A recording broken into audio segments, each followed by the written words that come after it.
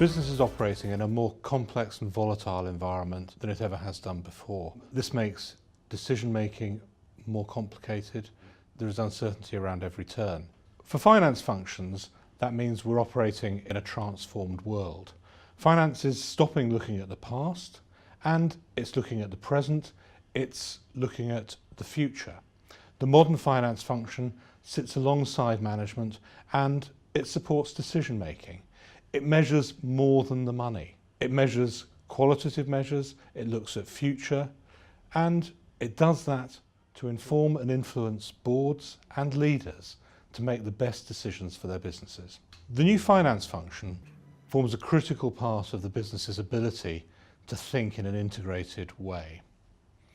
And management accounting is all about guiding the business through the future, through that myriad of uncertainty, and doing that in a way that brings together all different parts of the business, that acknowledges the way in which levers can be pulled in one part with a result in the other part. It understands that and it uses that to drive business success. The transformed finance function that business is seeking to achieve develops and delivers the financial and the qualitative metrics which support great decision making. To do that, we have developed our global management accounting principles. This comes out from a study involving over 3,000 businesses across the world, from Seattle to Singapore, from Shanghai to Sydney.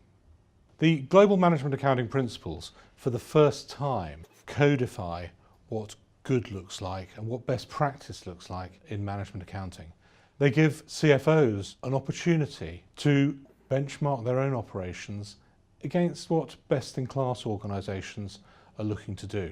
That enables them to drive success of their function, but also, more importantly, it enables them to be providing that best-in-class decision support for their businesses, which enables their businesses to create the long-term value that they need for success. CGMA Compass is a diagnostic tool which looks at the global management accounting principles and how they are achieved within a business.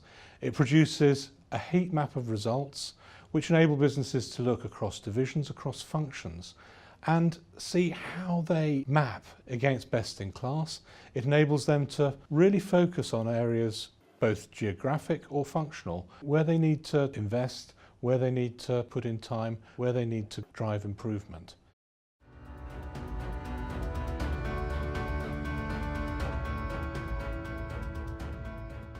Hello, my name's Naomi Smith. I'm a fellow of CMA and a chartered global management accountant, and today I'm going to be talking to you about our global management accounting principles. After the financial crisis, CMA embarked on a major piece of research to understand what businesses needed from their finance people in the future, to make sure that we built all of that into our syllabus to keep our members relevant throughout their careers. We spoke to hundreds of organisations all around the world, and what became abundantly clear to us throughout that process was that management accounting was done wildly differently, both between different organisations and within some large organisations. So those that had grown by acquisition and had inherited legacy systems and people and processes may have pockets of excellence in some areas and actually be pretty weak on management accounting in other parts of the business. Of course, financial accounting and financial reporting has long had standards and guidance to direct its practice, and management accounting really hadn't. It's done in rather an ad hoc way. Most organisations are sort of left to their own devices as to how they do it. So we really wanted to change that.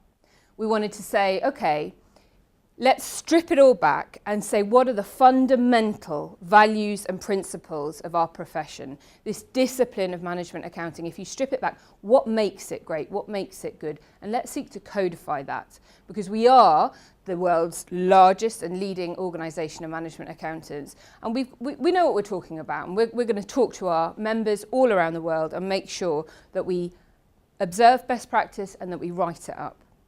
So that's what we did. We travelled the world again, we refined our process, and we came up with a framework which I'm going to be talking to you about today. I'm going to talk through those principles and how to apply them in the context of the business. So following the financial crisis, a lot of organisations wanted to make sure that they were much more resilient. They didn't want to be as exposed as they were after 2007-8. And two Italian economists, Amato and Fantacci, wrote this book called The End of Finance, about the financial crisis. And they're talking about this new paradigm, this new way of doing business. And they talk about saying, we shouldn't really just be looking at challenges the way we used to. We can't just tinker with existing mechanisms. We need to ask profound questions about how institutions might be devised in which finance can fulfill its essential functions. Really, management accounting has to keep pace. It has to retain its relevance in order to be able to meet the changing needs of business. So we set about trying to codify the profession, get to its fundamental values and principles to really understand what good management accounting looks like. Now, of course, our profession is very much an information-based discipline.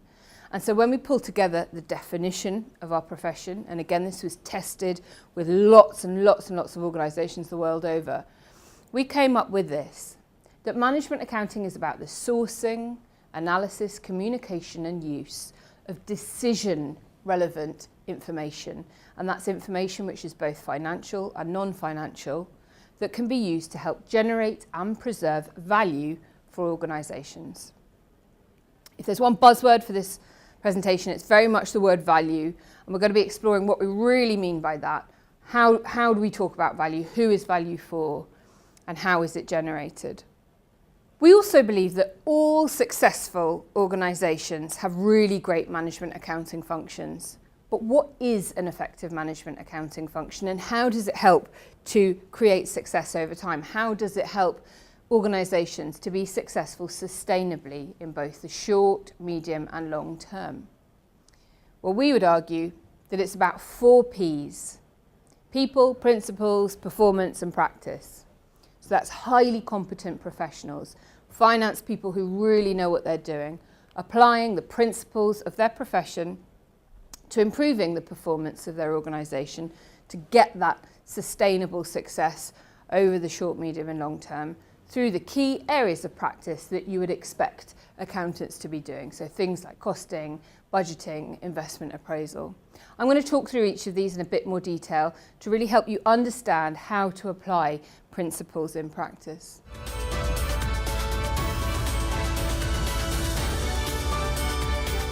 So we're going to start with people. We travelled the world talking to organisations about what they needed from their finance people now and in the future. And what was abundantly clear to us from that feedback was that it is non-negotiable. Accountants absolutely have to have their technical skill, because technical skill is what buys you your stake in the game. What gives you the credibility to sit at that decision-making table, to elbow your way onto that board, because you have that fundamental accounting and finance knowledge that others won't have. It's what you bring to the party, but it's no longer enough. You can't simply be a really great technician. You also have to be able to apply all of that accounting and finance skill in the context of the business.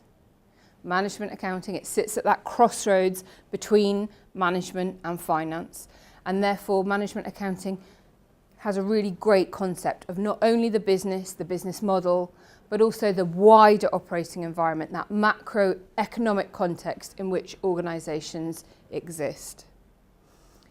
So the competencies are that you have to be technical and you have to be able to apply it. And why do you need to understand that business and apply all of your great accounting and finance technical skill in that context? Well, because that's how you influence people. And so building on people skills in order to influence them, to lead the organisation to better outcomes, to lead us in that leadership skill space to that sustainable success that is the holy grail organisations are seeking to achieve. And all of this, all the while underpinned by being a chartered professional, being a member of a chartered body, giving you the ethics, the integrity and the professionalism to do your job. And it's that underpinning which really drives these decisions, actions and behaviours that we call performance activities, which drive that performance outcome of sustainable success. And really that's the crux of performance management. That's what it's all about. And where does management accounting fit in? Well, we believe that our framework, which when the 4 principles are put together, they form this framework for improving decision making in organisations, for unlocking value, that these principles drive better decisions because they root decisions in evidence, evidence-based decision making, not taking a punt, not doing it on conjecture, but having some justifiable evidence to back up a decision, driving better actions, driving better behaviours, helping to lead to sustainable business success.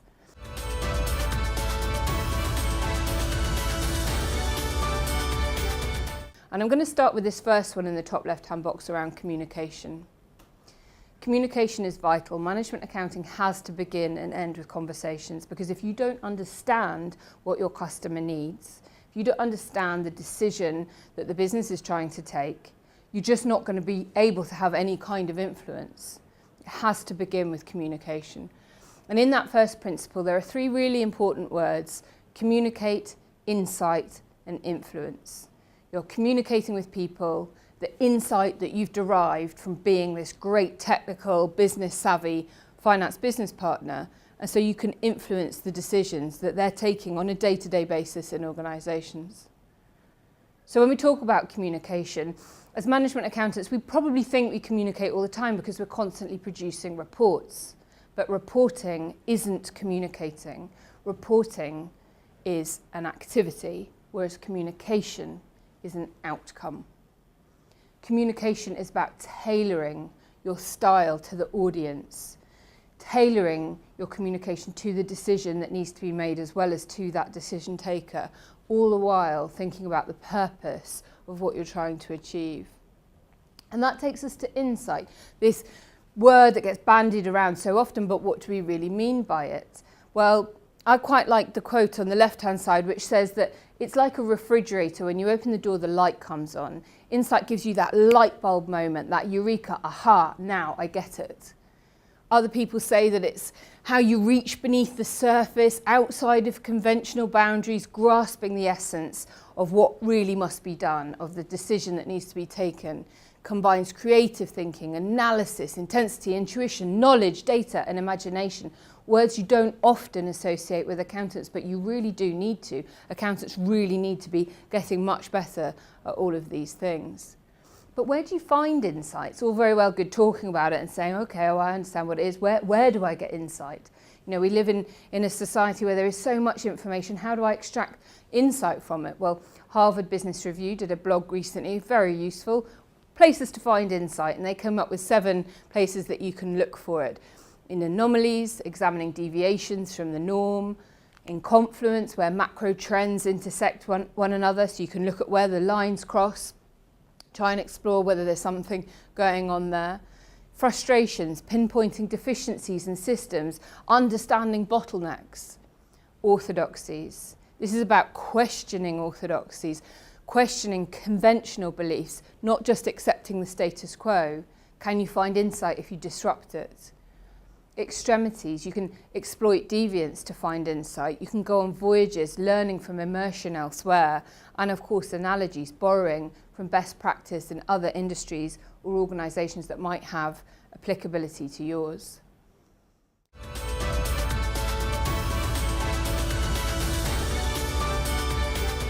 So once you've communicated and you've understood the kinds of insight that your decision maker is looking for, you can go and try and find the most relevant information. And that's really not that easy to do these days. We very much live in a society which is data rich and knowledge poor. We're constantly bombarded with information, especially with the advent of social media and the ensuing big data that comes with it. I think it was Google's Eric Schmidt that said that now as a species we create as much information every 2 days as we did between the dawn of civilization and 2003. Okay, so that's petabytes and petabytes of data being produced every single day. As accountants, we're great with numbers, but I'm telling you, there are so many zeros and the amount of data being produced every day, it's beyond anything our brains can humanly calculate. But that means it's even more important for decision makers to be able to separate the signal from the noise, to separate the wood from the trees, what is really relevant to them.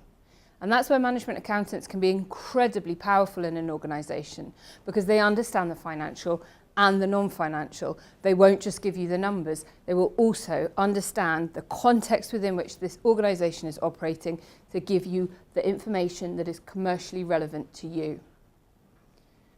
So, what is a test for whether or not information is relevant? Well, you can ask yourself, is this topical? Is it new or novel? Is it reliable? How clean is this data? Could it have become corrupted? Can it be understood? Or is it in such financial speak, I need to translate it for a non-financial audience? Taking an example from the airline industry, in the average cockpit, to keep a plane in the air, there's about 4,000 pieces of data flowing into the cockpit during an average flight. Thankfully, the pilots don't need most of it. Almost all of it, about 90% of it, is going to engine makers back at the manufacturing bases or down to the maintenance repair teams on the ground where the airplane is going to land. And actually only about 1/10 of it is needed by the pilots to keep the plane in the sky, and actually a lot of it is rarely used. And at any one time, a pilot only needs 6 pieces of information. So the information that is relevant to the pilot is 6 out of 3,900 pieces of data coming into the cockpit during a flight. And that's what management accounting can do. It can help distill down from that big data right down to the information that's relevant for the decision maker.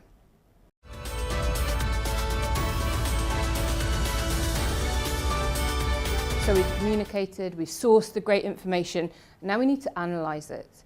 And I said that value would be a buzzword of this presentation, and it really is, because what management accounting does is it analyses that information to understand the true impact of a decision on the organisation's value. It might drive short-term value, but at what cost for the long term?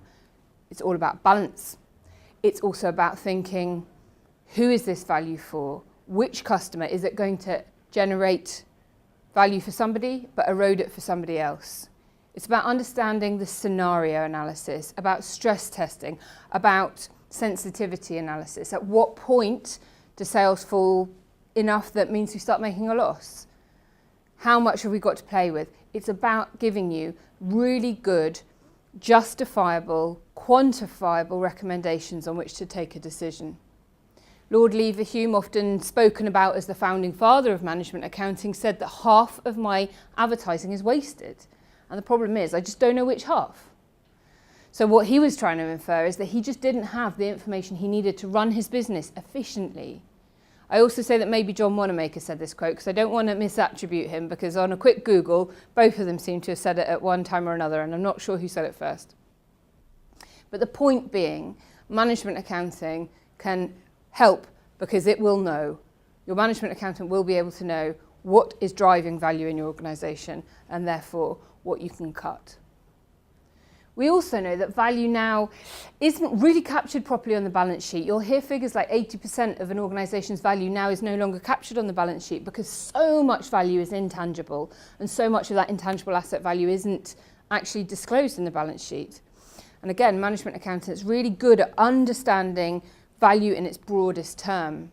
And lots of things impact on value: technological change, the regulatory framework you operate in, competitive forces, changing demands of stakeholders as society trends push for organisations to behave in different ways, all of those social factors and economic forces that we've talked about so much already in this presentation. And Michael Porter, doyen of Harvard Business School, he's famously gone on this journey away from just looking at value in terms of the shareholder through to this whole concept of shared value and sharing value. And he says that it can be defined as the policies and operating practices that enhance the competitiveness of a company while simultaneously advancing society. Shared value focuses on identifying and expanding the connections between societal and economic progress. And he says that not all profit is equal. Okay, that profits involving a social purpose represent a higher form of capitalism, one that creates a positive cycle of company and community prosperity. So here's where we want to be. This is where management accounting can really help your organisation to be, at that intersection between the organisation and stakeholders. You've got this society and the market, and we're going to co-create value for them and with them, sharing value. And here's an example of an organisation that's doing just that. Ericsson, already reporting on how they have this wide stakeholder base and they want to generate value for so many of them. And they're including civil society and employees, not just suppliers, investors and customers that you would expect an organisation to be considering as part of its stakeholder base. And again, here we've got an example from Germany, Deutsche Post. The red dots on this screen indicate the relationships that they believe are absolutely critical for their licence to operate. Okay, so shareholders aren't in red, but competitors are, employers are, unions are, NGOs, regulators, rating agencies, investors. These are the relationships that they know if they want to have a mandate to continue operating in the long term. They need to manage these relationships. These are people that they need to create value for.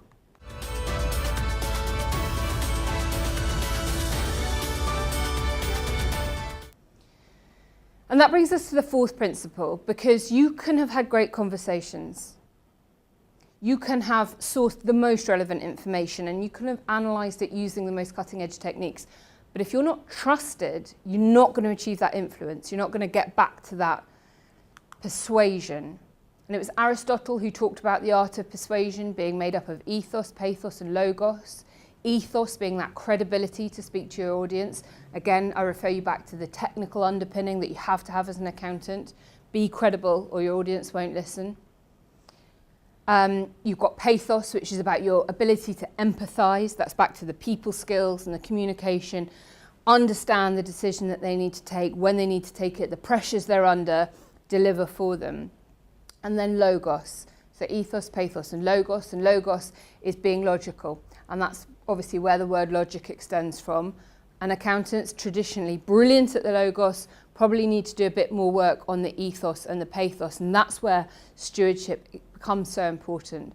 Because if you're trusted to be a steward of the organisation's financial and non-financial assets, if you are good at balancing short-term commercial considerations against the long-term value of the organisation, if you are good at bringing in concepts of sustainability, integrity, credibility, then you will become a trusted steward of the organisation, and you know what, you'll achieve that influence. And why is trust so important? Well, it allows you to negotiate better business terms, processes and conditions if your organisation and your brand is trusted. It enhances innovation and entrepreneurship, contributing to competitiveness. Because if your staff are trusted and they trust you to look after them, they will innovate.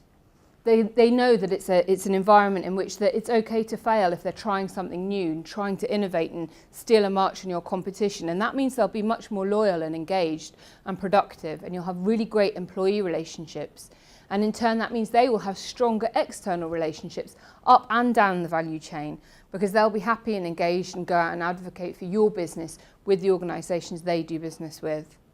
And that will ultimately lead you to having much greater resilience to withstand shocks and crises more effectively. So back to the piece we were talking about at the beginning, the financial crisis, organisations wanting to become much, much more resilient and not suffer the effects that they did after the last financial crisis. Being trusted, having great relationships with other organisations will really help you to withstand the next crisis. Edelman, the PR company, have an annual trust barometer. This is based on a survey of, I think, at least 20,000 respondents, so a very, very robust survey. They do it annually. And between 2014 and 2015, trust in most organisations fell. Not just in business, also in the media and even NGOs. There was a very slight increase in trust in government. And that's not good. If public trust in business has fallen, it's incumbent upon all of us to try and restore it. And management accounting really should have a role there. Again, bad news for the chief exec. A drop of 3% in trust levels in the average chief exec between 2014 and 2015. And even a drop there among regular employees in business as well. but 81% of their respondents said that a company can take specific action to both increase profit and improve the economy and society for the community in which they operate. So back again to that Michael Porter at Harvard Business School view of shared value, that profit that represent a higher social purpose are a higher form of capitalism, and it is achievable, and that's what public is now demanding.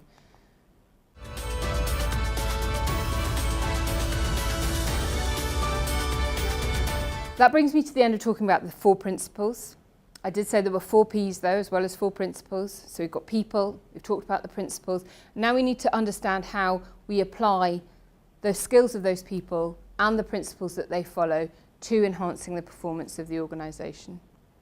Most organisations have some kind of strategic planning cycle, some kind of plan, do, check, act cycle. And we've called ours strategy, plan, execute and review, with continuous feedback loops throughout each of them. So you'll start with your strategic planning, move into short-term planning, execution, and then review, where you also do your refinement and your reporting. And what we've done is we've applied each of the 4 principles against the 4 points along that strategic planning cycle. And what we've tried to do is to give you guidance around how your communication style would change as you go through strategy into planning, execution and review, how information needs will change across that process, how the kind of analysis you'll do on value will change, and again, how your stewardship duties will alter between each of those different phases of the planning cycle. And that brings me to the 4th and final P of the effective management accounting function, and that's the areas of practice. These will be supremely familiar to many people, I'm sure. This is what we expect management accountants to be doing. And again, what we've done is we've applied those 4 principles to all 14 of these key practice areas. And we've tried to do it, again, in the order of how you would do it across the strategic planning cycle. You might notice that the internal audit box is a slightly different colour, and that's because during our research, a lot of people said to us, you need to include internal audit. When we went out for consultation, we hadn't included it. It's greyed out because often the internal audit function does not report into the Chief Finance Officer, and it has a separate line either straight to the Audit Committee Chair or to the CEO and sort of bypasses finance. But an increasing part of what we were hearing from management accountants is that they are involved in the planning and testing of control systems. So although they may not actually be doing internal audit work, there is a huge interface between those 2 functions, and that we needed to apply the discipline of management accounting to that as well. So what's our end game? What are we trying to achieve? What do we really want here?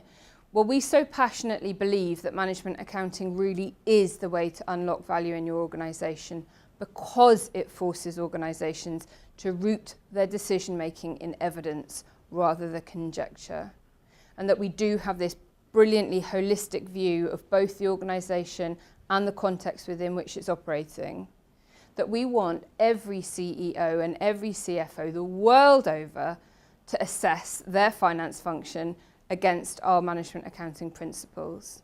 And to do that, we're developing an online diagnostic tool that will be available in 2016, and that will allow organisations to assess their people, how effectively they apply principles to driving the performance of their organisation through those key areas of practice. And we would urge organisations the world over to take our diagnostic and highlight areas for improvement so that they can have a benchmark and a standard by which management accounting should be done, so that the next time we go out and do our research, we will find that it is not quite so ad hoc, and that there is a baseline for what really excellent management accounting looks like.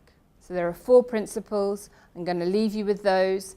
Together they form a framework for improving decision making around the organisation, for making sure that the organisation is on foot to take decisions rooted in evidence and lead them to much more success and sustainable outcomes in the future. Thank you very much. Please do feel free to ask me any questions.